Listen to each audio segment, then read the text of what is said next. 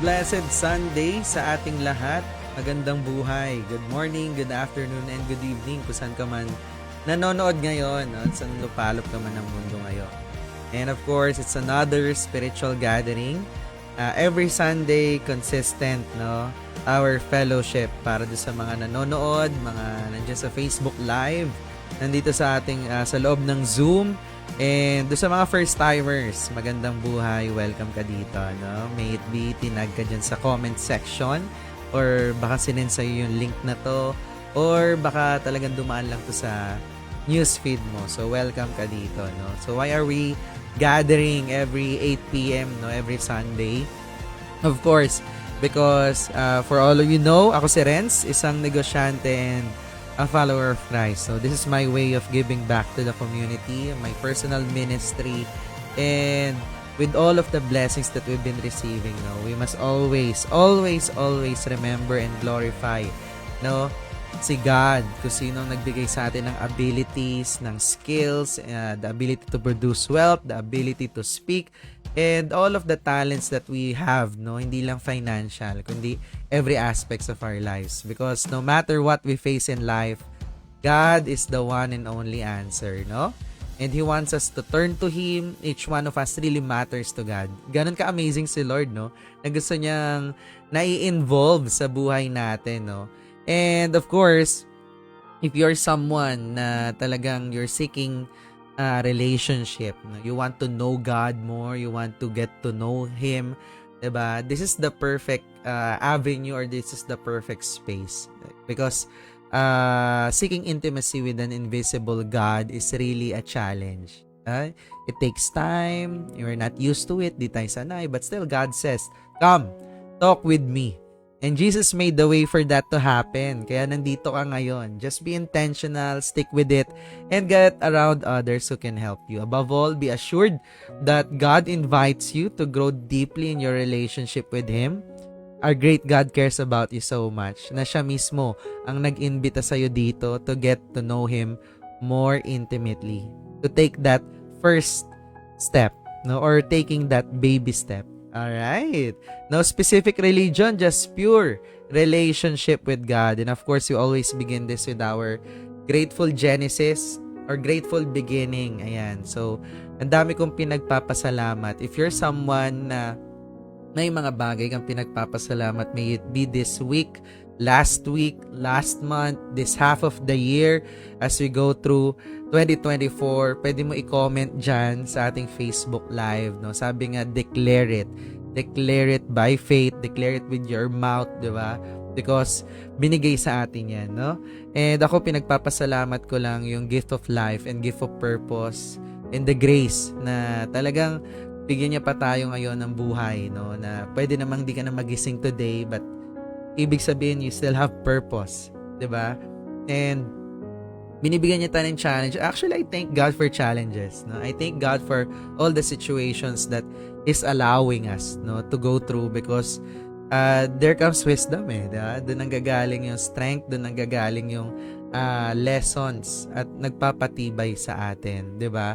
And I really thank God for the gift of family as well. No, thank you Lord for family. Sobrang sarap sa pakiramdam na laging, alam mo 'yun, despite all of the happenings na nangyayari sa mundo at sa buhay natin, sa trabaho, sa negosyo, no?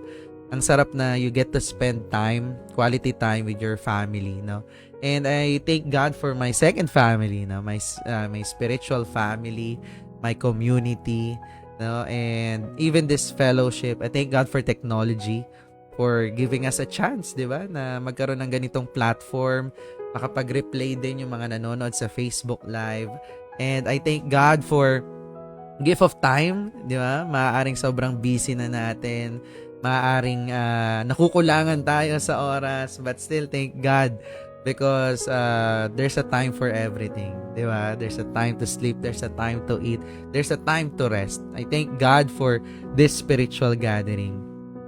Consistent na nagagather tayo, online man, both FB Live and dito sa Zoom. Nakaka-bless. I thank God for our pastors, our spiritual mentors na hindi nagsasawa, no, na talagang i-share yung gospel, i-share yung good news sa ating lahat. I thank God for all of our viewers na talagang laging nakatutok dito, consistent, even yung mga nandito sa Zoom, na talagang they're growing here. And sobrang sarap na mas nakikilala nyo pa si Lord. And I pray as well, no, that you take the next step and go to the next level of having the relationship or having a relationship with God, no. And I thank God for Mar Jason, no, my disciple, just got baptized yesterday. Sobrang nakaka-bless. Talagang he decided to follow Jesus for the rest of his life, no. Shout out sa iyo, brother. Nandiyan ka siguro sa live. Ayan, so sobrang sarap, sobrang sarap. And I thank God for the families nakaka-inspire, no, na someday, 'di ba, our families will be saved as well if they haven't got the gift of salvation as well. Yan, no? So, ang dami ko pinagpapasalamat. Baka hindi na naman ako matapos. Baka maging podcast to. Joke lang. Alright, so hindi ko na para patagalin pa our spiritual gathering entitled Priorities of Christ's Followers, to be led by Pastor Ralph Dulman from Bacolod, Graviar. Thank you so much. Welcome from the City of Smile. I'm Pastor Ralph Dulman, and I'm a reliever pastor of the spiritual gathering for about 3 years already.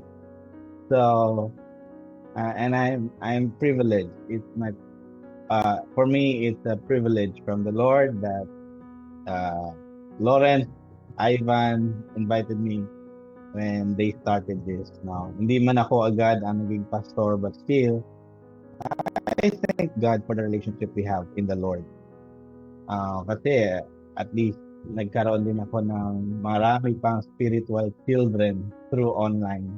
At hindi lang to online ha, nagkikita po kami face to face once in a while. So anyway, priorities of Christ followers. Pag tinatanong ang tao, anong priority mo sa buhay?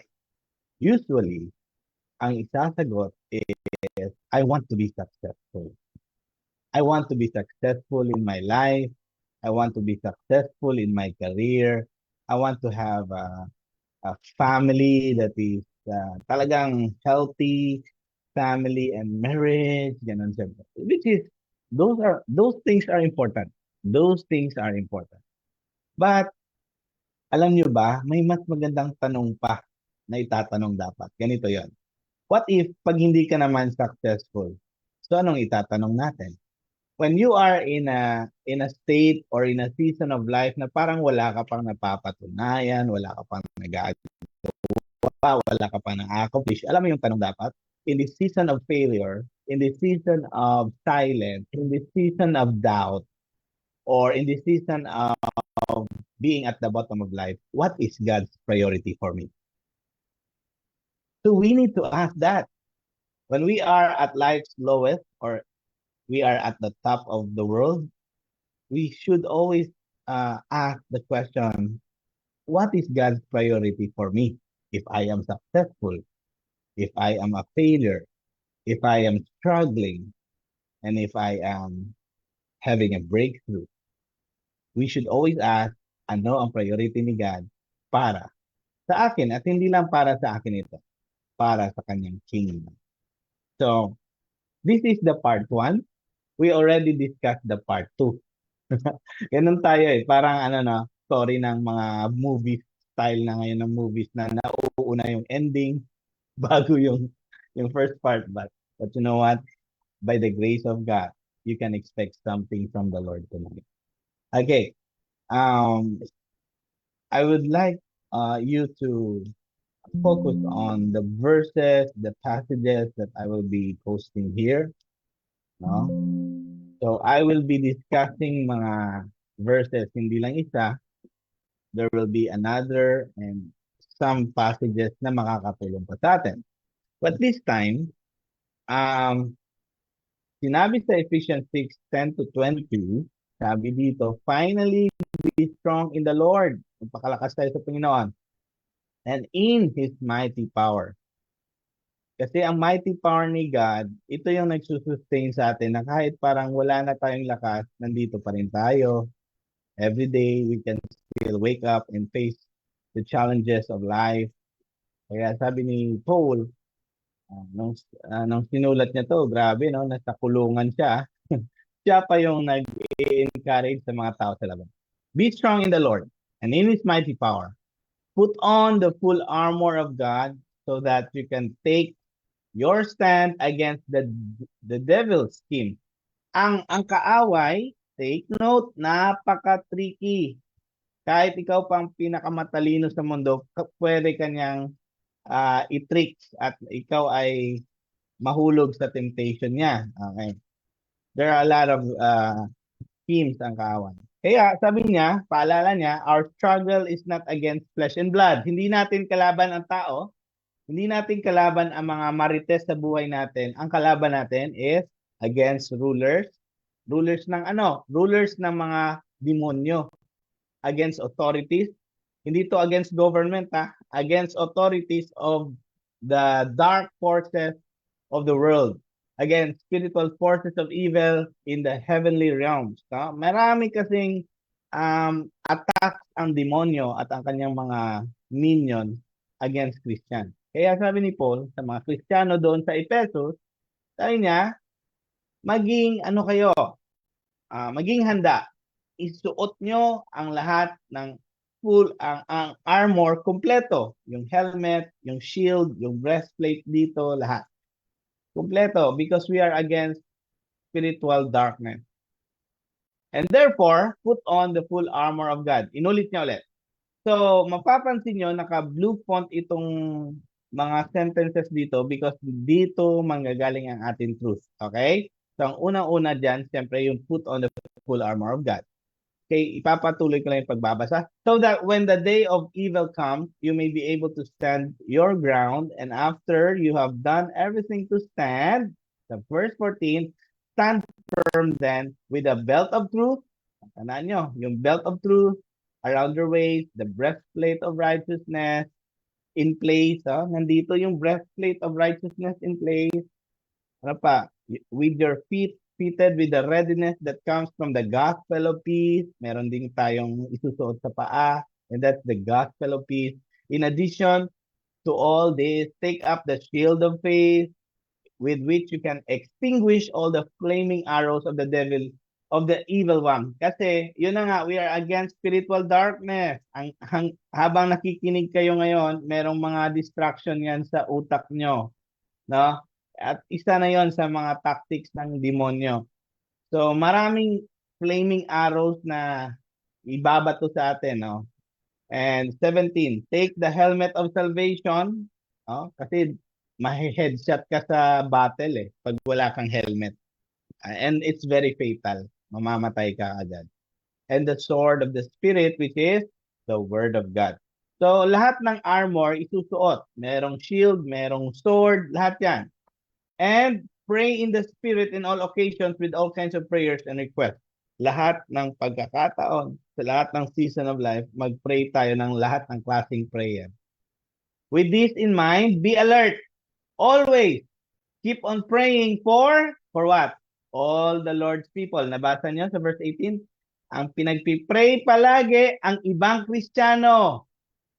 Hindi yung, bucket list. Pray always for all the people of God. Pray also for me that whenever I speak the word, sabi ni Paul, I may be given, words may be given me so that I will fearlessly make known the mystery of the gospel for which I am an ambassador in chains. Ako'y ambassador ni Kristo, kaso naka-chain ako ngayon kasi nag-preach ako ng gospel at ako'y kinulong dahil sa aking faith at sa pag-preach ng gospel. Pray that I may declare the gospel fearlessly as I should. Now, number 1, ang unang blue font doon, obvious naman that we have to put on the full armor of God. Ito yung full armor of God nung unang panahon. Ay, sorry. So, ang tanong ulit, what are the priorities of Jesus followers? Number 1, we have to put on The full armor of God. Ay, balik muna tayo. Ganyan ang armor of God. Maraming arrows na may fire. Hindi ba kayo nagtataka? Bakit noong unang panahon talagang may fire yung arrow? Bakit? Bakit? Bakit may fire? Lalo na demonyo ito. Hindi man ito physical na arrow, pero alam mo ba, um, noong unang panahon, lalo na kung hindi nila susundin ang rules of engagement ng war, meron silang ginagawang mga ambush. Na instead, ang war is dapat yan ginagawa sa umaga, may mga taong gumagawa nun sa gabi. And now, para makita nila yung arrows nila saan papunta, merong apoy. Gets mo? Malalaman nila kung papunta sa target, di ba? Alam nyo naman, yung kaaway natin, traidor yan. Kung kailan madilim ang sitwasyon, doon yan sila atake. Yung hindi ka prepared, parang pa-chill-chill lang. Usually, no? Although ang war dapat sa umaga, intindihan nyo? Yun ang engagement of war. Yun yung rules for war. At dapat pag nag-war, anong mga rules noon na dapat ina-apply pa rin yun? Hindi dapat nag-aaway sa mga temples, mga ganon. Dapat sa battleground. Hindi pwede dalhin yung mga bata or ano pa ba? Yung may mga rules din sila noon, no, sa war. Okay. So, at ito pa, ibig sabihin, no, ang fiery arrow of the devil, talagang ang purpose nito is papatayin ka. Okay? Spiritually. Secondary na lang yung physical. Kung kaya kanyang patayin physically, pero yung spiritual talaga yung warfare natin. Now, maraming tao, they don't know that spiritual warfare with the devil is real. Ang iba, akala nila joke lang ito. But to us Christians, si Paul mismo, Apostle Pablo, nagpaalala sa atin, we have to be, isuot natin ang full armor of God. Now, as I talk about battle, spiritual battle, meron akong mga verses dito na from the Old Testament na makaka-learn tayo kung anong connection nito when we put on the full armor of God. Okay. Now, kung pwede kong ma-request si Lawrence ulit, please read for me yung scriptures and ano lang kita kung kailangan kong explain. Now the gates of Jericho were securely barred because of the Israelites. No one went out and no one came in. Then the Lord said to Joshua, "See, I have delivered Jericho into your hands, along with its king and its fighting men. March around the city once with all the armed men. Do this for 6 days. Have 7 priests carry trumpets of ram's horns in front of the ark. On the 7th day, march around the city 7 times, with the priests blowing the trumpets. When you hear them sound a long blast on the trumpets, have the whole army give a loud shout. Then the wall of the city will collapse, and the army will go up, everyone straight in." So Joshua, son of Nun, called the priests and said to them, "Take up the ark of the covenant of the Lord, and have 7 priests carry trumpets in front of it." And he ordered the army, "Advance! March around the city, with an unarmed guard going ahead of the ark of the Lord." When Joshua had spoken to the people, the 7 priests carrying the 7 trumpets before the Lord went forward, blowing their trumpets, and the ark of the Lord's covenant followed them. The armed guard marched ahead of the priests who blew the trumpets, and the rear guard followed the ark. All this time, the trumpets were sounding, but Joshua had commanded the army, "Do not give a war cry, do not raise your voices, do not say a word until the day I tell you to shout. Then shout." So he had the ark of the Lord carried around the city, circling it once. Then the army returned to camp and spent the night there. Joshua got up early the next morning, and the priests took up the ark of the Lord. The 7 priests, carrying the 7 trumpets, went forward, marching before the ark of the Lord and blowing the trumpets. The armed men went ahead of them, and the rear guard followed the ark of the Lord, while the trumpets kept sounding. So on the second day, they marched around the city once and returned to the camp. They did this for 6 days. Okay, thank you so much. Yung Ark of the Covenant na kinakarry ng priest, yun ang simbolo that God's presence is with them. Alright? Bakit nila pinoprotektahan with armed men? Kasi yun yung nagsisymbolize ng presence ni God. At dapat kinikarry yun ng maigi. Hindi mo pwedeng i-touch yun, ha? For your information. Pag tinouch mo yon, because it represents the presence of God, you will die. Okay? Baka hindi nyo lang alam, no? Kaya kinikerry nila na maayos, pinoprotektahan habang they are going around Jericho. Now, just to give you a background, sila po ay galing sa desert, and ang desert na yon, bago sila mapunta doon, galing sila sa Egypt. Nagkaroon ng Exodus, si Moses yung leader, di ba? Naalala nyo din, nagpagala-gala sila sa wilderness because of katigasan ng ulo and complaining. Instead na ilang buwan lang na papunta sa promised land, sa Canaan, anong nangyari, naging 40 years of paikot-ikot sa wilderness. Namatay yung first generation galing sa Egypt na mga Israelites, at ang sumunod na si Joshua na ngayon ang leader, ang mga second ano na ito, tawag dito, second generation. Itong mga second generation na lumaki na, hindi po sila trained to battle. They are just trained to eat manna from heaven. Nagpo-fall yung pagkain every day, and to eat quail. So yun na yung training sa kanila. And they have no experience with battle. Ngayon, si Joshua na yung ang leader nila. Napasa na yung leadership from Moses to Joshua. Ang unang assignment ni Joshua as a commander is the city of Jericho, which is securely barred sa verse 1, nabasa ni Lawrence. Alam niyo kung gaano kapal yung wall ng Jericho?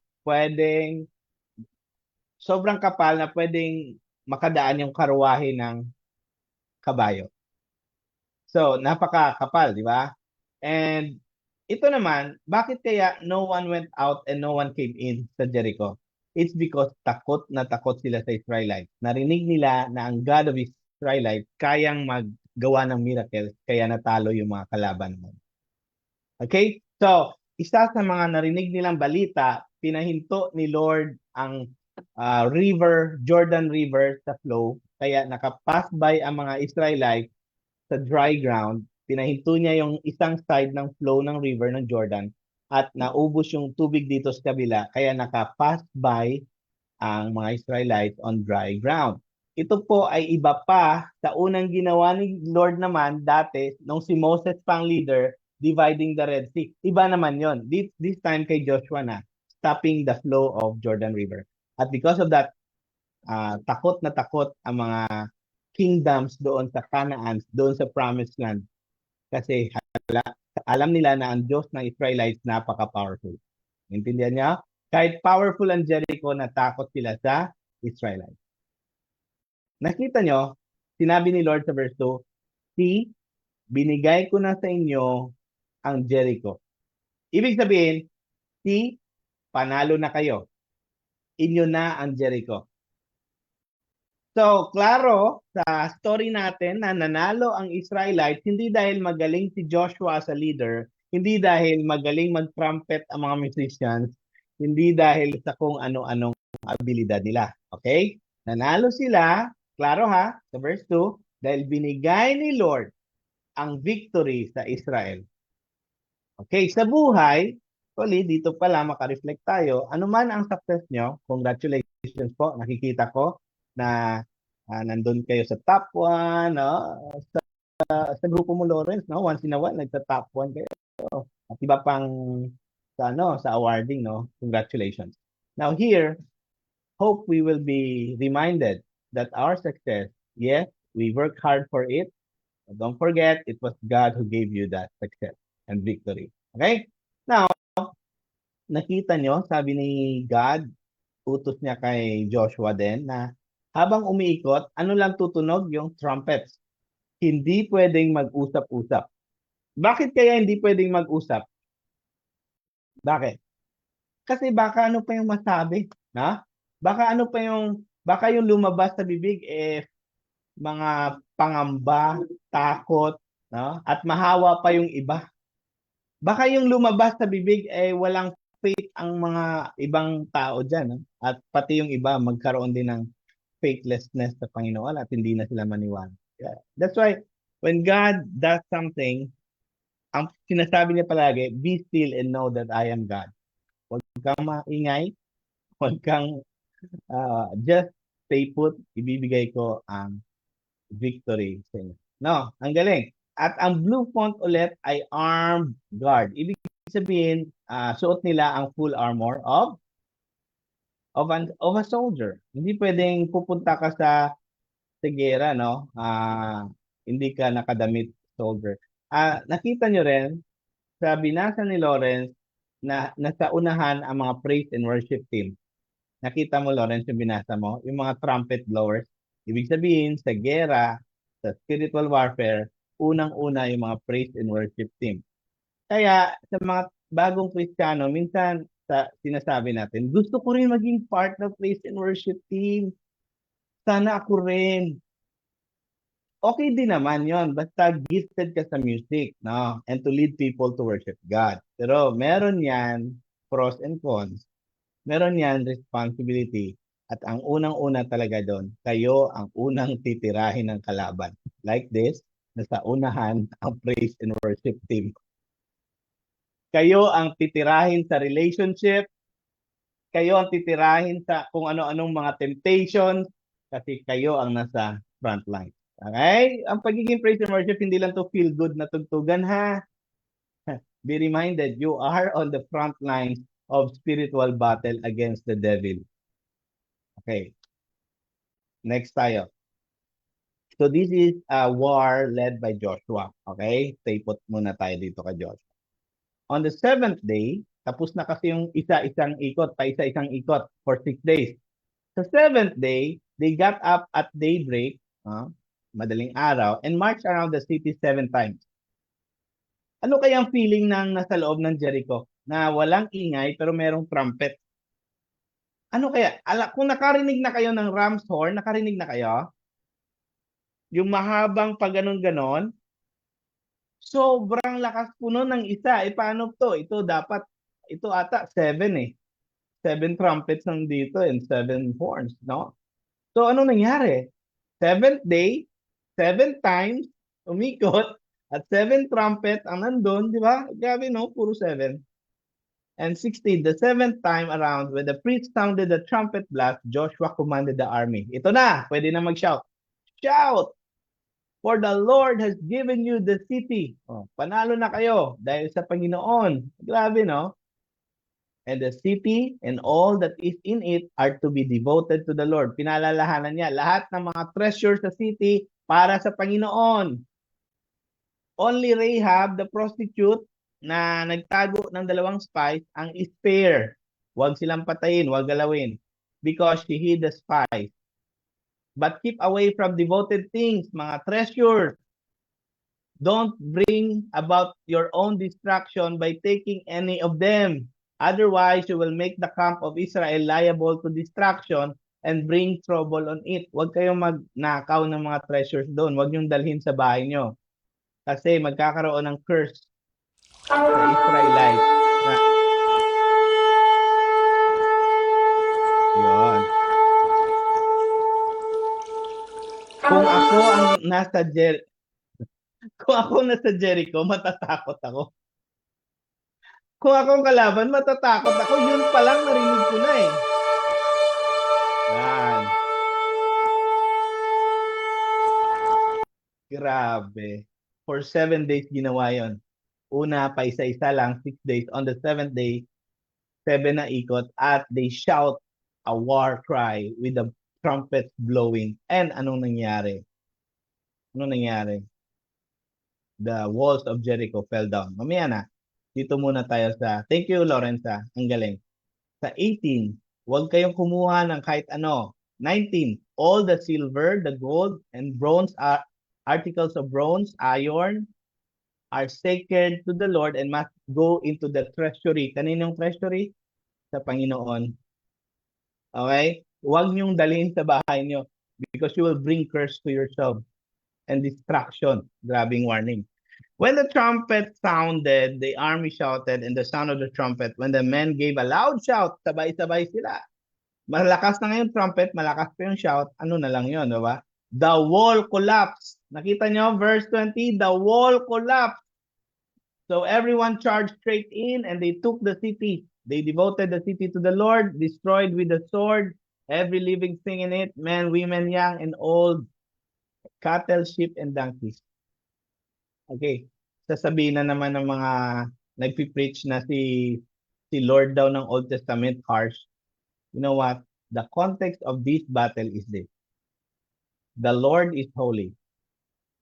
And those pagan nations and kingdoms, they worship other gods. And a holy God cannot tolerate idolatrous kingdoms like Jericho. No, this is not about sabihin nyo, ang harsh ni Lord. He is a holy God. He cannot tolerate sin. Okay? Di ba si God loving? Pero hindi lang yun puro love. He is also just. That if there is a sin, there is immorality and unholiness, hindi niya tatanggapin yan. That's why, even yung mga Israelites, winarningan niya. No? Kasi kahit sila ay kakampi nila si Lord, dapat mag-ingat sila na huwag sila masilaw sa mga treasures. Yes, I will give you victory, pero huwag niyong kunin yung mga ano tawag dito? Mga booties ba yan? Anong tawag doon? Yung mga kinukuha after the war, no? Sabi niya, all will be going to the treasury. Joshua said to the two men who had spied out the land, sa verse 22, go into the prostitute's house, sa bahay ni Rahab. Dalhin siya kasama ang kanyang mga mother, father, brother, sisters, and all who belong to her. No?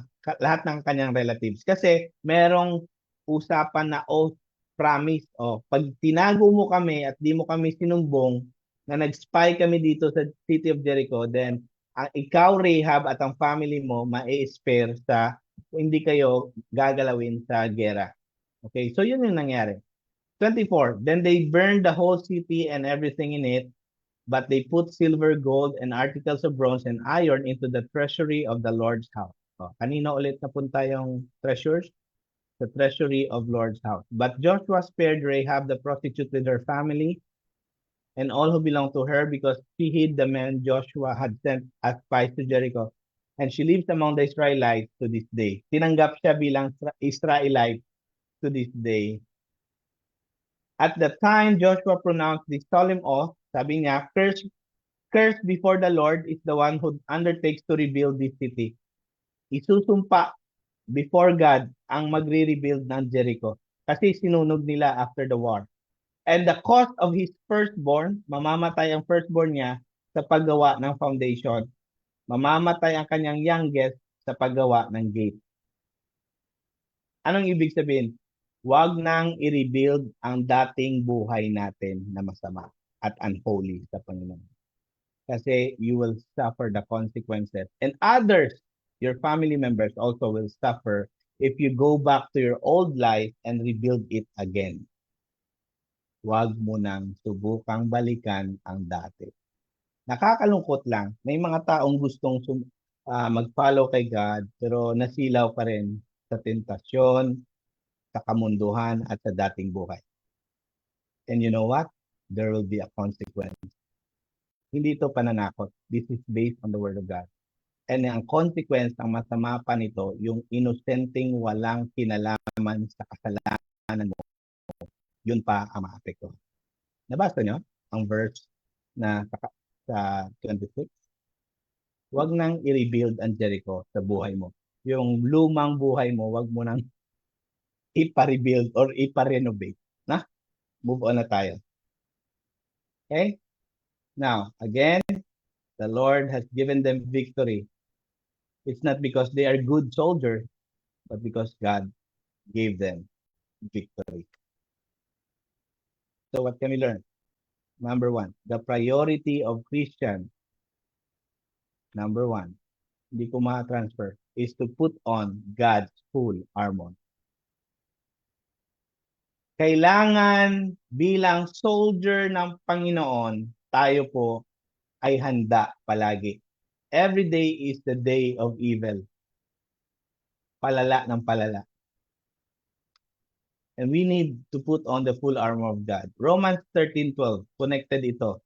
Therefore, let us lay aside the deeds of darkness. Huwag na tayo sa kadiliman, sa kagagawa ng mga kadiliman, o sa mga ginagawa ng kadiliman. And put on the armor of light. And that is the armor of Jesus Christ. Ibig sabihin, be clothed appropriately for battle. Kristiyano, tayo'y Kristiyano, hindi mga turista sa mundong ito. We are soldiers. Hindi tayo yung parang turista lang. Nagawa ko na to, nag-travel na ako, nagawa ko na to. Kalimutan mo, Kristiyano ka. You are being attacked by the evil one and his minions. Hindi ka lang naman noon ina-attack kasi kasama ka pa nila eh. Ako noon, kung wala pa ako sa Panginoon, hindi ako aatakihin ni Satan. Isa pa kami. Nung nasa Panginoon ako, i-attack nila ako palagi. Kaya hindi pwedeng, hindi ka handa sa battle. Na parang turista ka pa dyan. Na parang naka-boxers ka pa. Or naka-jersey ka, pupunta ka sa gera. Ang ibig sabihin lang nito, put on the full armor of God, nabasa natin kanina, no? The helmet of salvation, number one. Kung hindi ka paligtas, easy target ka ni Satan. Headshot pa. Kaya, ang sinasabi palagi, tumanggap ka na ba sa Panginoon? Did you follow Jesus Christ in your life? Don't tell me, yes, Pastor, I go to church. No. Wrong yung answer mo sa tanong. Ang sabi ko, did you follow Jesus? Did you believe in Jesus? Yes, Pastor, I know to pray. I know how to read the Bible. Hindi yan ang tanong ko. You will not be saved by your religious thing that you are doing every week. Only Jesus can save you. And once you are saved, you have now the helmet of salvation. Gets nyo kung gaano kahalaga ang helmet of salvation? And breastplate of righteousness, yung dito sa dibdib. Kung wala ang righteousness ni Jesus kasi hindi ka pa naniwala sa Kanya, feeling mo, nagsisimba ka, nagpipray ka, righteous ka na. No, that's self-righteousness. Iba yung Christ righteousness. Malalaman mo rin kung self-righteousness yung sa'yo eh. Kasi you look down on others na feeling mo dahil nagsisimba ka na o mas okay ka sa kanila. Self-righteous ka. Hypocrite yun. Ang totoong righteousness is yung righteousness na galing kay Christ. Kung wala kang ganon, you are also an easy target for the enemy. Wala kang breastplate of righteousness kasi hindi ka paligtas. Wala ka ring salvation dito. Wala kang helmet. Grabe no? So hindi mo pala masusuot to. Di ba? Kung hindi ka tumanggap kay Kristo. Okay? Ito yung na-discuss natin last week, di ba? Di ba, Loren? Na hindi mo to ma-avail. Hindi pwedeng installment. Pwede ba helmet muna? Hindi. When you believe in Jesus, all will be worn. Dapat lahat yan susuot na. So dress appropriately. Hindi tayo turista ha. Baka naka-bikini ka pa papunta sa battle. You should put on the full armor of God. Next. Can I transfer this? Yan. May cross-reference tayo. Sabi ni Lord kay King Jehoshaphat, you will not have to fight this battle, King Jehoshaphat. Take up your position, stand firm, and see the deliverance the Lord will give you. This is another battle. This is different from the battle of Joshua. Okay? Naintindihan nyo? Okay, nalobat kasi ako. Pasensya na. Sabi ni Lord kay Jehoshaphat, this is another battle. This is not about Joshua anymore. Sabi niya, stand firm. Take up your position. And see the deliverance the Lord will give you. Ibibigay ko rin sa iyo ang victory. The same lang, no? Yung sinabi ni Lord kay Joshua, ito, ganun din. Ibibigay ko sa iyo ang deliverance. Ha? Hindi ka you will have the victory over the enemy. Judah and Jerusalem, specifically. Do not be afraid. Do not be discouraged. Go out to face them tomorrow and the Lord will be with you. Tingnan nyo, binigay na ang victory kay Jehoshaphat at sa kanyang kaharian, pero may instruction. Yes, panalo ka na, pero go out to face them tomorrow. Ganon din naman sa faith natin, panalo ka na kapatid. When Jesus died on the cross, He gave you the victory over sin, over Satan, over your self-centeredness and ego, over sickness, over everything. Panalo na tayo, but we have to go out and face the enemy every day. Hindi pwedeng pa chilak-chilak na tayo. Christian na ako, pupunta na ako ng langit. Bahala kayo dyan. Kahit ayaw mong lumaban, you are under attack. Kasi Christian ka na. Okay? Napansin nyo, nung nag-Christian ka, parang mas dumami yung temptation at challenges. It's because you are a child of God already. But be of good cheer. Yes, in this world, there will be troubles. But sabi ni Jesus, I have overcome the world. Pero kahit na overcome yung world, you have to face every day the attacks. Put on the full armor and be positioned, stand firm.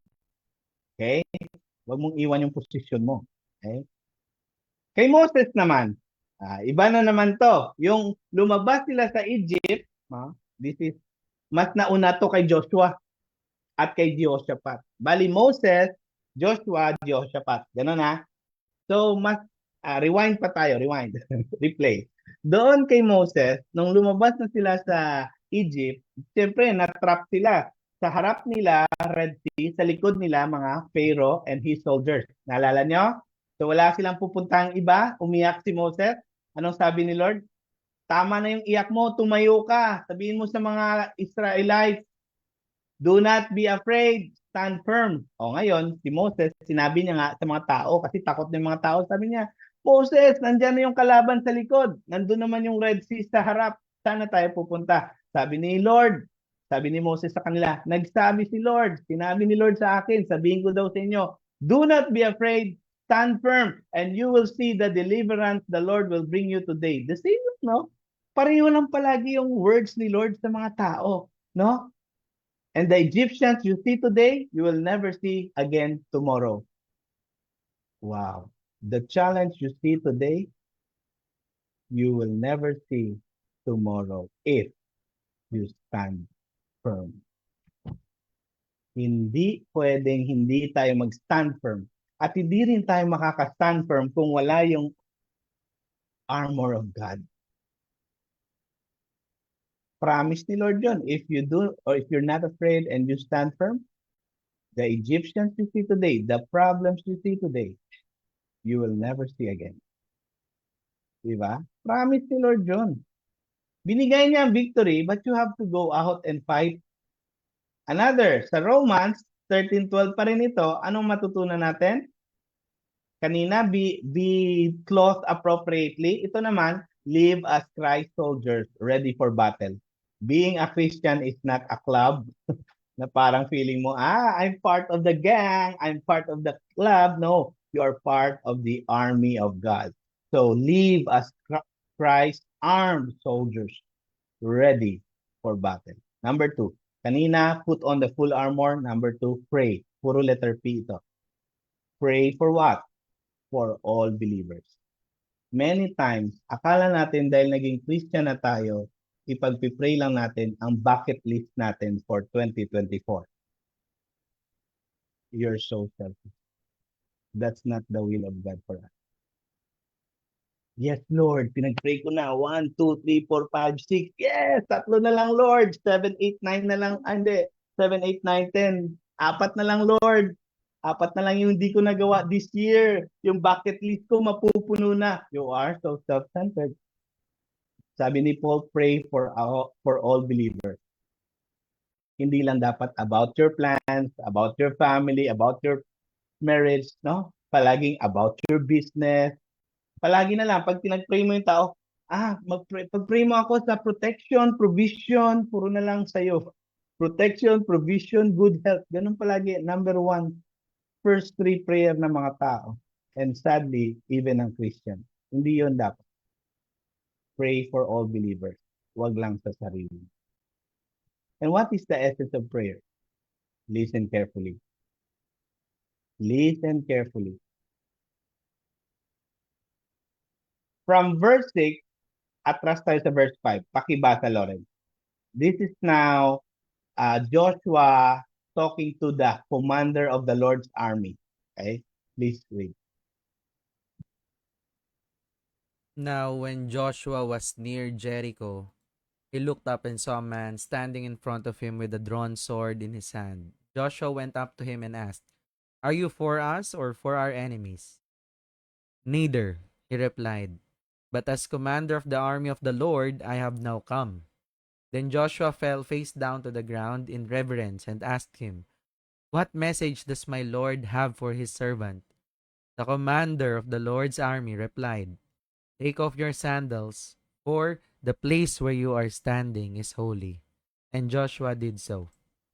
Okay, thank you, Lawrence. Before nag-ikot-ikot sila sa Jericho Wall, before sila binigyan ng instruction and promise na mananalo sila, Joshua saw this angel. And this angel happens to be the commander of the Lord's army. Sabi niya, para ka ba sa amin o para ka sa kalaban? Sabi ng angel, neither. Wala akong kinakampihan.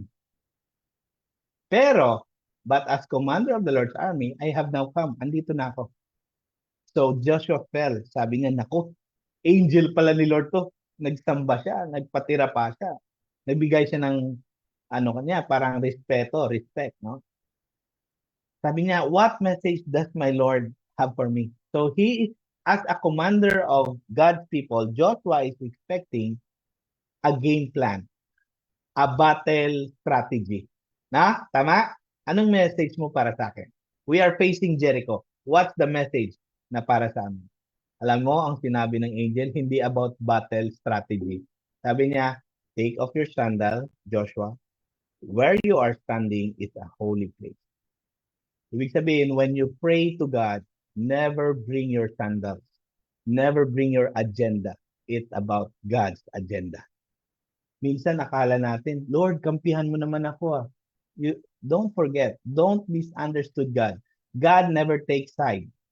Tayo ang dapat magpili sa side ni God. Hindi yung, Lord, kampihan mo ako. May marites kasi sa buhay ko. Sana, para ka sa akin, you're not against me. Sabi ni Lord, neither.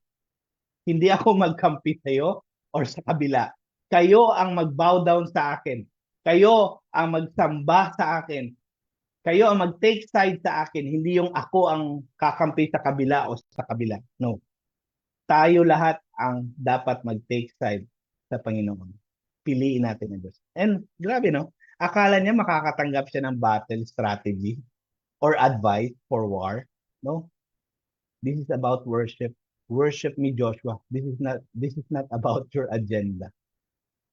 When we pray to God, please, it's not always your agenda. Sabi nga ni Lord, di ba? Seek first the kingdom of God. Meaning, seek the agenda of God and your agenda will just follow. Gets niya? Unahin ang agenda ni God. And all these things will just be added unto you. Depende na yun kay Lord. Basta, we are to worship God even in the midst of battle. Even if you are facing a big challenge in life, worship. Instead of panicking and asking God, para ka ba sa amin? Kalaban ka ba namin o hindi? Instead of asking God, worship God. And worship God in spirit and in truth. Okay? So, when we pray, we don't bring our agenda actually. Kasi, sabi nga ng isang quote, pray not because, Pray not until God hears you, hindi para si Lord ang makinig sa'yo, but pray until you listen to God. Huwag mong baliktarin. Nag-pray tayo, hindi para si Lord ang makinig sa atin. Nag-pray tayo para tayo ang makinig sa Kanya. Katulad ng ginawa ng angel kay Joshua. This is not about you. This is about my battle. This battle belongs to me. Listen. Okay? Are we listening to God when we pray? Or we are always doing the talk? Lord, give me this, give me that. Bilhan mo ako noon, bilhan mo ako niyan. Hindi ganun ang prayer. Ang prayer ay tayo ang nakikinig sa Panginoon. Paano naman ma-reconcile yung you can ask anything in my name and I will do it? Ma-reconcile mo yun, it's because when you ask God what is His will, it's about His kingdom. When you ask God, Lord, ano yung will mo? So, sasabihin niya sa'yo, i-reveal niya sa'yo, ano yung hihingin mo. Tama? Ask God, Lord, anong hihingin mo? Anong gagawin ko? Ano yung kalooban mo? Because when you ask God and you listen to His answer, He will tell you His will. And there, you can only ask what is pleasing for Him. You can only ask the right thing if you listen to God first. Kasi pag di tayo nakikinig, we're always asking things na hindi naman para sa kaluwalhatian ni Lord. Para lang yon sa ating ego. Mabusog ang ating ego. Pero it's not for the glory of God. That's the relevance or connection of this quote and that verse. Ask anything in my name. In Jesus' name. So, excuse me. The next will be proclaim the gospel. Sabi ni Paul kanina, pray also for me that I can share the gospel courageously or boldly as I should. Okay? Kailangan nyo rin ako ipag-pray, sabi ni Paul. Kahit nasa kulungan ako, kailangan nyo ko pag-pray para ma-preach ko ang gospel even sa mga guards na nagbabantay sa akin. Kasi nakulong siya because of preaching the gospel. So, ipag-pray natin ang bawat isang Kristiyano at ipag-pray din natin ang ating mga pastor. At tayo, ang lesson dito, si Paul nasa kulungan pero handa siya mag-share ng gospel, ito tayo rin dapat. We should proclaim the gospel to others. Because we are in a spiritual battle and the enemy wants that many people will go to hell. So our role is to tell them the good news that Jesus is the only way, the only truth, and the only life. The one who can give them salvation. So ano ba talaga ang totoong gospel? Gospel is the gospel is about who God is and what God has done. It's not about how religious you are. Hindi yun. Or how good your church looks like. It's not the gospel. And you say, you know what? Try our church. Maganda yung church namin, maganda yung music. No, it's not the gospel. The gospel is who Jesus is and who and what did Jesus do on the cross. That's the gospel. Tanda natin ha. Hindi gospel yung simbahan na pinipreach natin. Hindi dapat. Ang pinipreach si Jesus Christ. Okay. Now, if we are to proclaim the gospel, what shall we do now? Excuse me. O, atras pa tayo. Atras pa tayo. Doon sa ano pa rin, Joshua. Yan, chapter 5 verse 1. Atras pa kanina, chapter 6. Sa verse 1, when all the Amorite kings west of the Jordan and all the Canaanite kings along the coast, marami kasing kingdom sa Canaan, mga 30 kingdoms. Yun lahat dapat matalo nilang lahat yon. And only it will happen by the help of God actually. Now, nung narinig ng mga kings na ito, na how the Lord had dried up the Jordan River para ang mga Israelites maka-cross over ng maganda sa dry ground, alam mo nangyari, all these kings, their hearts melted in fear. And they no longer had the courage to face the Israelites. Ayaw na naming makalaban ng Israelites. Grabe pala, katindi yung God nila. Their God can stop the flow of Jordan River. No, wala, hindi pa na-try ng God natin yun. Sabi nila. And sumikat ang pangalan ni Lord. Ganon ang gospel. Dapat we proclaim who God is and what God has done in your life and through your life. Dapat ang sumisikat si God. Para ang mga tao ma-attract kay God, hindi sa atin. Mali yun na parang tayo yung naging attraction. Kaya siya pumunta dahil sa'yo. No. Pupunta siya dahil mahal niya si Jesus. Ganun dapat. Okay? So dapat ang sumisikat sa ating mga buhay ay si Jesus Christ. Kung sino siya, kung gaano siya kabuti, at kung anong mga ginawa niya sa buhay natin. Siya ang nagligtas sa atin, siya ang naglinis sa ating mga kasalanan, at every day, handa siya magpatawad if we confess our sins and repent from our sins. And He will always grow our faith until tayo naman ang mag-share ng gospel sa iba. Noon, ikaw ang in-invite, ikaw ang sinira ng gospel.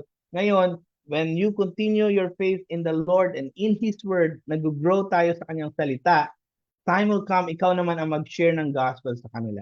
And hopefully, you are proclaiming God Himself, not our accomplishment, not our religiosity, but who God is. Ganon dapat ang okay, forward na tayo. So, dahil kailangan natin mag-proclaim ng gospel, anong gagawin natin? Dapat naglilista tayo ng mga pangalan. Meron ako dyan eh. Meron ako dyan. Okay, number 1, based on putting on the full armor of God, may tanong ako. When are those times when we are not putting on God's armor? Kailan yun? Yun yung mga oras na hanggang ngayon hindi ka pa rin ligtas. You're facing every day against the enemy without helmet of salvation. You are an easy target. Walang breastplate of righteousness. Wala ring sasalo ng mga pana. You don't have the belt of truth. You don't have the shoes of the gospel of peace. Wala ka ring sword of the Spirit, which is the word of God. Wala ka ring shield of faith kasi lahat ng ginagawa mo by effort. You're not doing it in the power of the Spirit. Hindi yun by faith palagi. Yung ginagawa mo puro pilit, and you don't carry the shield of faith if you're living your life on your own. You're not being led by the Spirit. That's not by faith. By faith, it's walking in the Spirit. And you don't have the shield of faith. So hindi dapat ganon. We have to believe in Jesus so that we will become the soldier of Jesus, and He will give us the full armor that will protect us from the attack of the enemy. Huwag tayo mamuhay sa sarili nating sikap. Mamuhay tayo by faith. Because only those who live by faith will endure. Number 2, about prayer. What are the content of our prayers every day? Sana hindi puro bucket list. Sana it's about other believers as well. Sana it's about your pastors.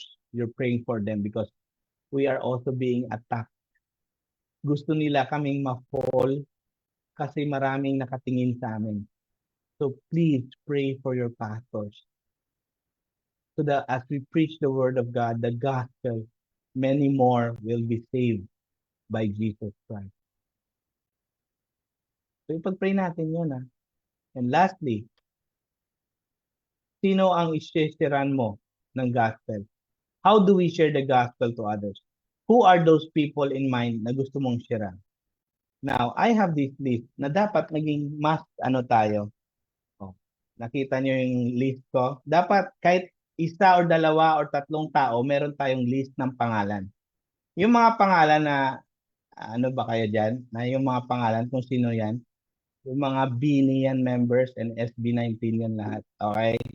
So, kunwari, si Aya, prospect mo. Kung di mo man malista, kahit nasa isip mo lang, nasiran ko na ba siya ng gospel? Yes. Nag-respond na ba siya? Yes. Nag-baptismal instruction na ba to or nag-1-to-1 na ba to? Hindi pa. Ay, hindi pa siya pwede mabaptize. Okay. Si Gwen, nasiran ko na ba ng gospel? Hindi. Nag-respond sa gospel? Hindi rin. Kasi hindi nasiran eh. Pero nagwa-1-to-1 na. Okay lang yun. Baka doon pa siya tumanggap. Oh. Kuwari, si Josh, doon sa second to the last. Nag-share ka ng gospel? Yes. Tumanggap naman? Yes. Nag-baptismal na or nag-1-to-1? Yes. Nabaptize na yan? Yes. And after this one, meron pa yan. Na-train na ba ito? Anong ministry meron siya? Anong gift mo na yan? Anong gift niya? Anong ministry siya dapat i-train? Ganon dapat.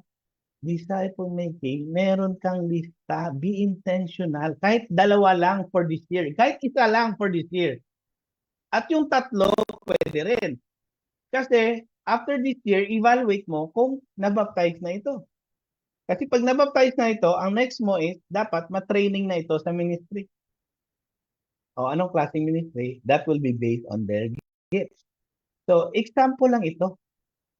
Kasi hindi pwedeng, you want to share the gospel, pero puro ka lang, yes, yes, pastor, yes, Lord, yes, I will obey. Wala kang pangalan eh. Kung malakas ka sa business mo, sa mga prospects mo sa business, mas malakas ka dapat dito. At mas intentional ka dapat dito. At wag mong tigilan. Always pray for the person na prospect mo. Pray for them until God will open their eyes and will give you wisdom on how to share the gospel. Okay? So hindi lang to kwento-kwento Making disciple is not just something you talk about every Saturday or every Sunday evening, 8 p.m. The gospel sharing and the disciple making is a life-to-life process. It's not something you think, it's not something you talk about very often. Puro ka lang naman kwento, wala namang gawa. Be intentional. And the Lord has already given us the victory. Gaya ng sinabi niya kay Joshua, I gave you the victory already, but you need to go out and face your enemies every day. The Lord has made you victorious, but you have to stand firm. Put on the full armor, pray for one another and for your pastors as well, and proclaim the gospel intentionally. Dapat may listahan ka. Kung wala dyan sa Excel mo, dito na lang sa isip at sa puso mo. Pwede rin yun. God bless you all. This is the priority of God's followers.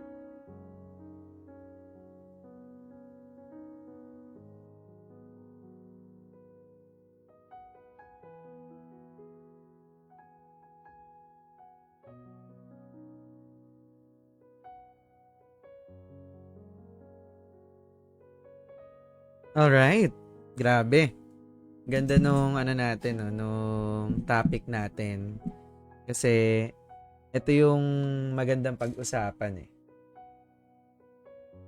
Nung ano nga, ito recently nagkaroon kami ng Victory Weekend. Sabi ko nga na isa to sa mga magandang topic din. Kasi ito yung next level eh. Next level to ng once you accept Christ as your Lord and Savior, no? Ano ba yung mangyayari? And again, lahat ng sinasabi kasi ni Past is hindi pa yung mangyayari sa'yo if hindi mo naman pa siya tinatanggap. Diba? Na maaaring naririnig mo, gusto ko rin yun. Ay, ang galing nun. May victory na pala eh. Diba?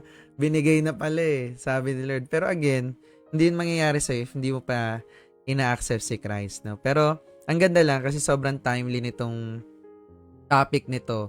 No? And, it's more on ano na rin kasi ito eh. It's more on devotion. 'Di ba? Kasi this is also the time na alam mo 'yon, ito na yung pamantayan mo eh. Ito na yung standard mo. 'Di ba? Na when you surrender your life to Christ, the standard of God becomes your new standard. 'Di ba? Parang ano, itong nag-new normal. Nag-adapt ka na eh. Hindi pwedeng hindi, ito yung ginagawa namin dati eh. Nag-pandemic na nga, nag-lockdown na eh. So, hindi na applicable yung mga sinasabi mong dati. New normal na. Adapt ka na.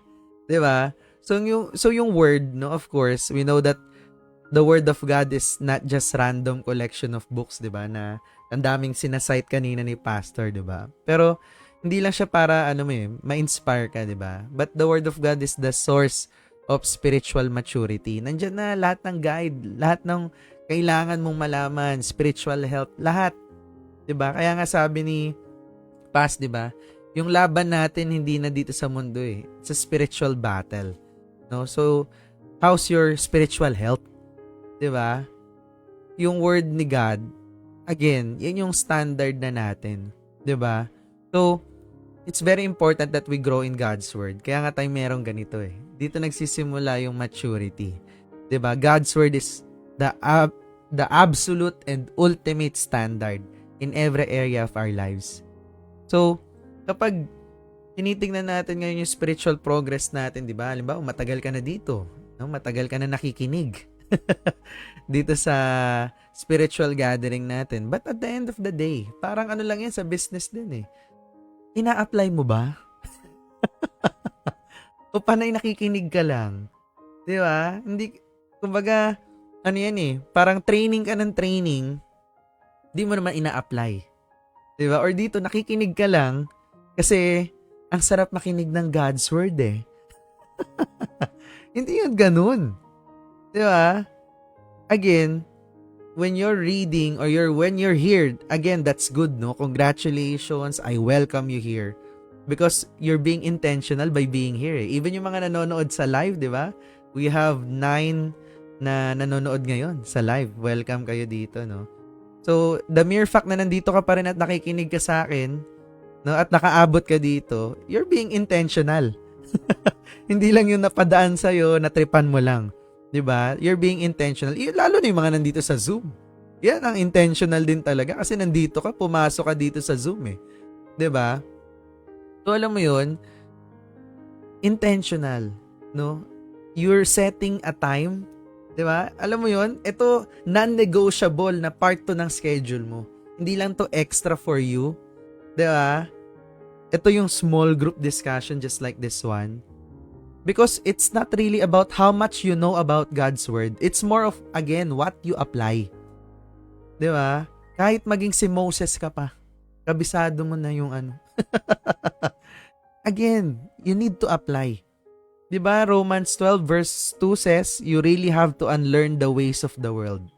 Let go of what the world has taught you about certain things. So lahat ngayon, binabangga mo na ngayon sa word ni God, lahat ng sinasabi ni pastor. 'Di ba? Yan ay yung bagong salamin, 'di ba? Sabi mo, puro bini kasi kanina. Salamin, salamin. Yan ay yung bagong salamin ng buhay mo. Yan ay yung bagong reflection mo. Ito na dapat yung pamantayan ko. Ito na dapat yung standard ko. And at the same time, 'di ba? Parang ikaw din ba yung lalo na pag first time ka, 'di ba? Parang ako po yung pinapatamaan. Parang ako po 'yun. Yes, because the word of God is also a hammer.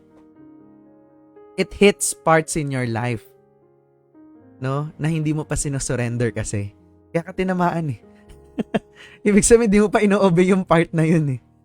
'Di ba? So you reflect din eh. Where are you struggling most upon reading God's word? Saka pinaka nagsa-struggle na part. 'Di ba? Na parang the rest are easy to obey, pero itong bagay na to parang ang hirap sundin, Lord. 'Di ba? Kumbaga, meron bang isang area or may sinabi ngayon si pastor or may teaching ba ngayon na binasa mo that it's a hard thing to swallow for you? Or parang, alam mo yun, basic lang. Kasi nga may mga temptations eh. Di ba? Pero ang maganda kasi doon sa word ni God, it sanctifies us. Pag sinabing sanctify, tinutuwid ka. Di ba? But again ulit hindi to mangyayari if hindi ka pa nagbi-believe. No? Or hindi mo pa sino-surrender yung life mo kay God. No? So, alam mo yun, we allow the word of God to be instilled in our lives. No? Mamuhay sa atin that the more we read, we join this fellowship, di ba? We learn about God, di ba? The more that we grow in dependence to God. The word of God. Di ba? Yun na yung pamantayan natin, doon na tayo umaasa. Hindi ka na si puro ako. Di ba? That's the benefit of being here.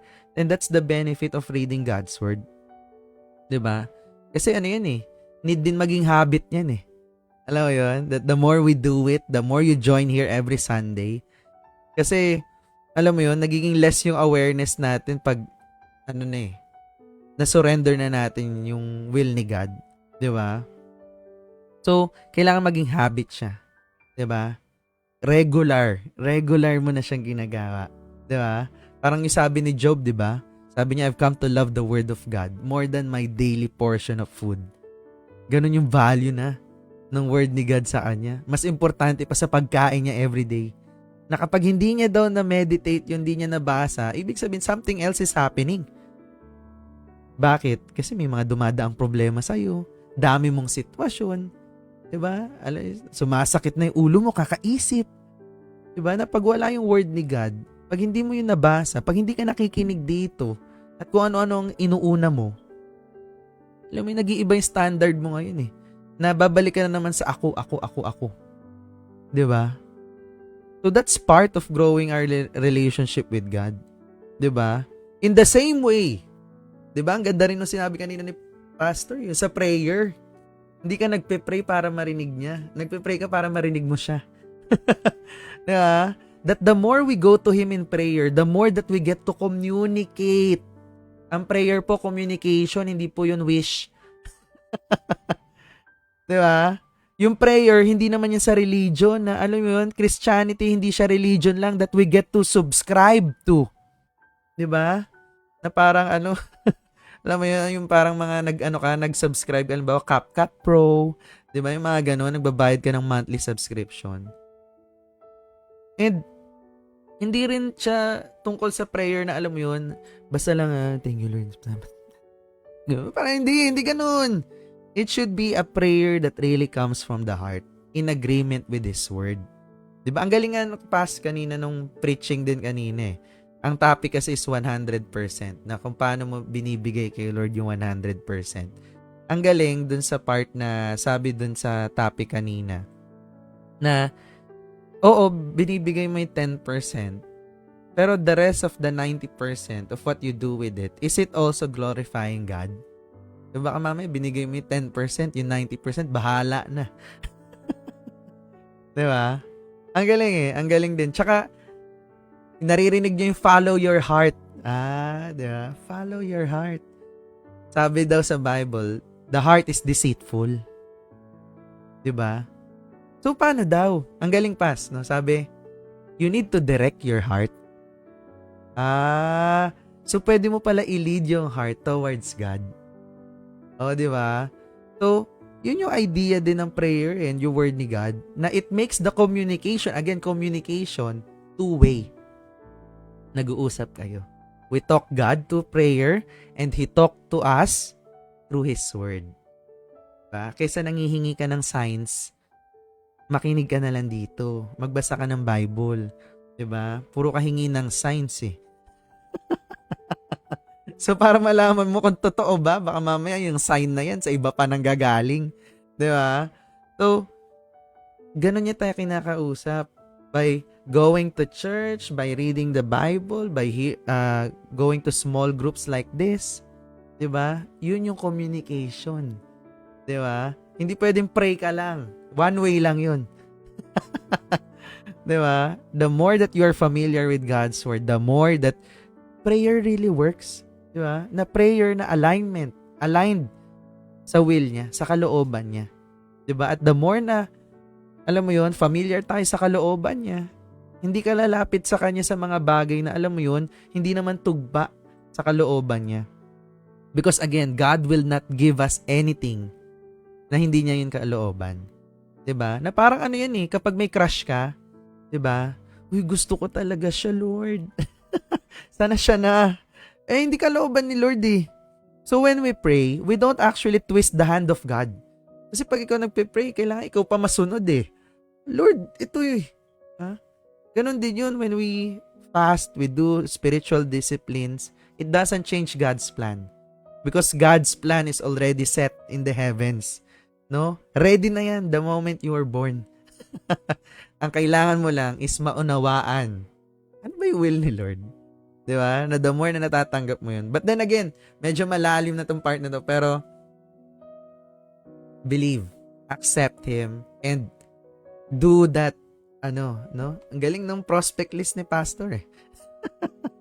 Di ba? Tama, no? You go to the next level. Have that relationship, intimate relationship. No, hindi sapat na kilala mo lang siya. Kilalanin mo siya. 'Di ba? Parang yung asawa mo ngayon, parang yung jowa mo ngayon, 'di ba? Or yung family mo, kilala mo 'yan. Parang yung anak mo, alam mo yung ayaw niya sa hitde, alam mo kung saan siya napipikon or saan siya alam mo 'yon? 'Di ba? Ganon din kay Lord. Kilalanin mo siya. 'Di ba? Ito last na, no. I just would like to share na ang pakikinig daw sa word ni God ay parang, kinompare niya sa baka. May preacher ako napanood, kinompare niya sa baka. And yung baka daw, meron daw siyang 4 chambers sa stomach. No? So, Syempre, sa araw-araw niyang pagnguya, di ba? Nguya siya ng nguya, di ba? Ganun yung baka nguya ng nguya So, hindi ko alam kung na-observe niyo yung baka, no? Pero lagi siyang umunguya. So, yung baka, kung kumakain siya ng damo, nginunguya niya yun. Ang ginagawa niya daw, pagka nguya niya nun, o di ilulunok niya. Ilalagay niya yun, so for example, sa chamber A. No? Ilalagay niya sa chamber A. Tapos, any time of the day, i-regurgitate niya yun. Ano po yung regurgitate? Isusuka niya yun. Parang iluluwa niya ulit. Diba? Tapos, anong gagawin? Ngunguyain niya ulit. O medyo kadire, pero bakit? Anong purpose niya doon? Para makatasan niya talaga yung gulay. O yung damo. Alam mo yung para talagang simot. No? Pigam-piga ba? No? Yun yung ginagawa niya. Tapos anong gagawin niya? Yung talagang katas nun, ilalagay niya na doon sa chamber B. So what's my point? Parang yung word. Kaya ka pa ulit-ulit. Kahit, bakit pa ulit-ulit yung mga topic natin? Iba-iba yung yung revelation. Iba-iba yung meaning. Diba? Iba-iba yung reflection. Ganon din. Kaya wag ka talaga magsasawa. Diba? Na baka sabihin mo, kumbaga wag ka acne. Alam mo yung acne? Alam ko na yan. Wag ka talaga maa-acne. Kailangan continuous learning ka talaga. Kasi may iba't ibang message si Lord for you. No? So, you really need to focus on that. No? Kaya maganda yan. Ganda. So, accept Christ. And again, if you need guide, no? Kung gusto mo magsimula sa journey na yan, you can message us. No? Yan si Pastor Ralph o yung grand leaders. No? You want to start your intimate and talagang pagkilala kay Lord, no? We're not made to be alone. We're not designed to be alone, no? Pwede kang humingi ng tulong at guide. Alright? Ang dami ko sinabi. Dagdag. Yes po. So sabi ko nga, di ba, nabaptize na, tinitrain. Alam nyo, just to update you, kung makita nyo yung Facebook ko na post, that I was invited to preach sa home church ko, so walang tao sa outreach ko, di ba? Alam mo, yung kasama kong pinsan kong dalawa na tinitrain sa Word of God, like Lawrence, tinitrain ko rin. Alam nyo, maaasahan ko na talaga sa preaching. So, wala ako doon sa outreach ng umaga because I preached at church namin sa home church ko. But nung hapon, sinamahan ko sila, nakinig ako, I was sitting there, ginunguya ko lang yung exhortation preaching ng pinsan ko. Engineer po silang dalawa, engineer. And I can say, they can really correctly interpret and deliver the message of God. Now, from being a spiritual infant, naging nabaptize noon, this time, nung nag-church planting ako, wala na silang ministry, sabi ko, why not join me? Trinain ko sila, maging leader, and I can, di ba, 2 years pa lang ako sa church planting, now I have 2 preachers na. Galing. Grabe, all glory to God. Ganon ang disciple making. It's not easy. It will be challenging, and the more you understand the Word of God, the more maraming challenges kasi i-apply mo rin yun. But they're doing those things not because sinabi ko. Ang matindi pa, because they love Jesus so much na kahit wala ko, handa silang mag-preach anytime. Galing. Sana we follow Jesus because we love Jesus, not because sinabi ni Lawrence, not because sila nga nagpabaptize. No! Don't follow the trend. Follow the truth. Amen. And that truth is Jesus Christ. And it Tama. starts by believing first. Yes. Committing yourself and telling the world, I don't care kung anong sasabihin ng mga kapamilya ko. I will follow Jesus. I want to be baptized. And I want to put on the full armor of God. Pray. Continue praying and continue proclaiming the gospel. It starts by believing first. Yes. Ang sarap talaga pag you have a relationship with Jesus, no? Sobrang sarap. And you will know the true meaning of success. No? The abundance. Yun talaga eh. Kasi akala mo, success is just monetary. No? Yan yung mga tanong mo lagi eh, di ba? Gusto ba ni Lord yumaman tayo? Actually, hindi lang naman rich ang gusto niya eh, but an abundant life for us. Again, kadalasan, yung katumbas kasi ng success sa atin is just monetary. But abundance is a different level. Abundance is having time to spend with your family. You have peace in your heart. Hindi ka lack. Alam mo yun, yung hindi ka feeling laging kulang. No, you're able to provide the basic needs. Nakaka-attend ka ng ganito. You have fellowship. You have a community of believers. There's so many things. Now, we spend deeper sa values, no?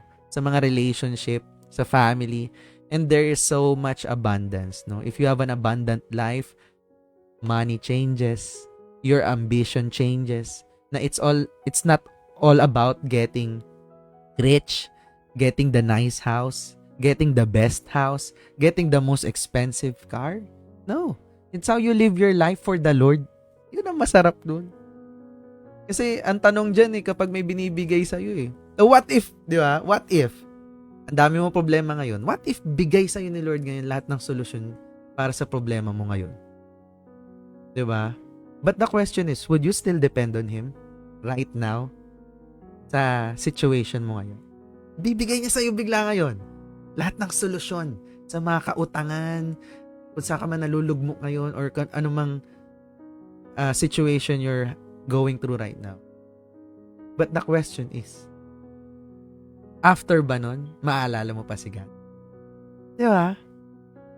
Kumbaga, gusto ba ni Lord magbago yung puso mo kapag binigyan ka niyan? Mga napakaganda or napakamahal na kotse? Or, again, would you still depend on Him? Those are the things, no?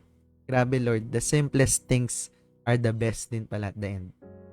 Na hopefully, after this one, no? When you do your life, as life goes on, no?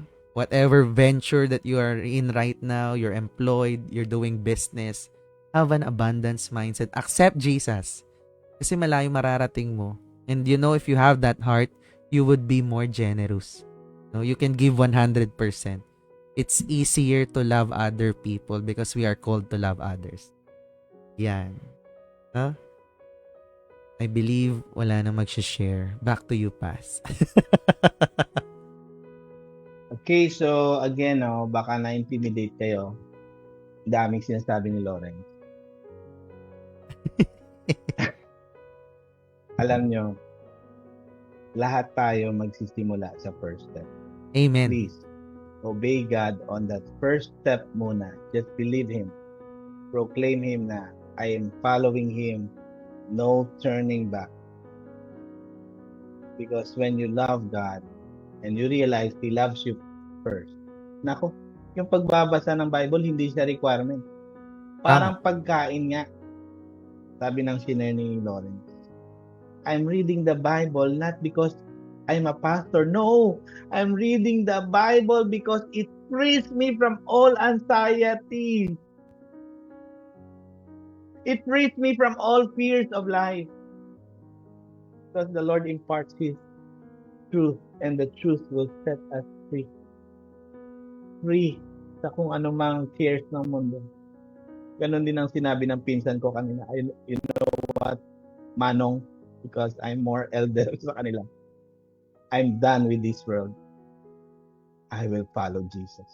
Nakita niya na preaching the word, kahit engineer siya, is more important than anything else in this world. Following Jesus. Sabi ko, na-bless ako sa kanya, na-bless ako sa ginawa niya, sa testimony niya, nag-usap ka. Sabi ko, Lord, wala na akong ibang crown sa ministry but to see people like Lawrence and others grow in the Lord Jesus Christ. Ganun lang. Wala na. Incidentals lahat. Pera. Wala yun. Incidentals yun. Makita ko lang nag-grow mga disipulo ni Jesus. Wala na ako. Wala na akong hihingin. Yun lang. Makita sila palaging nag-grow at sila rin. They are taking care of the flock of Jesus. All glory to God. Let us pray. Panginoon, salamat for tonight. Salamat, Ama, sa pagmamahal mo na nalaman namin ang gospel na dapat pala tugunan namin, tumugon kami sa tawag mo at panindigan namin ang pag-follow sa iyo. And God, salamat sa mercy at sa grace mo dahil hindi kami karapat-dapat but willing kang magpatawad sa lahat na mag-repent sa kanilang kasalanan. Salamat sa pagsama sa amin everyday na makilala ka pa namin ng lubusan. Salamat, Holy Spirit, for opening our eyes, spiritual eyes, to hear your voice through this word, through this spiritual gathering. Salamat sa ministry ni Lawrence. More power to him as we do your will and share the gospel online. Salamat sa lahat. May you bless everyone na nandito sa Zoom, sa FB Live, at sa mga magre-review nitong video. Pagpalain niyo po ang kanilang buhay, ang kanilang linggo, kanilang trabaho, business, pamilya, health, and whatever they're going through, may be successful or not, I pray that they will choose you over all the pleasures and short happiness of this world. Ang joy na meron kami sa inyo, Kristo, ay walang hanggan. Pero ang pleasures ng mundo, saglit lang at walang saysay. Lord, may we fix our eyes on you, and may we take refuge in you, because in you we are safe. In this world, we have no peace, and we are not safe from the attack of the enemy. Lord, tulungan niyo po kami na magpasakop sa inyo, dahil sa inyo kami ay may kaligtasan, may kasiguraduhan, at merong kapayapaan. Bless them, Lord, with your grace, with your peace, with your mercy and goodness. In the name of the Father, Son, and the Holy Spirit, make them a blessing to many others. In Jesus' name, amen and amen.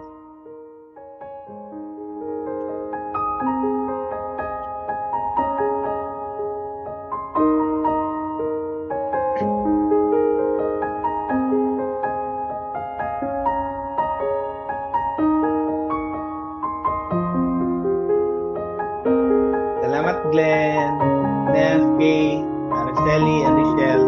Salamat. God bless you all.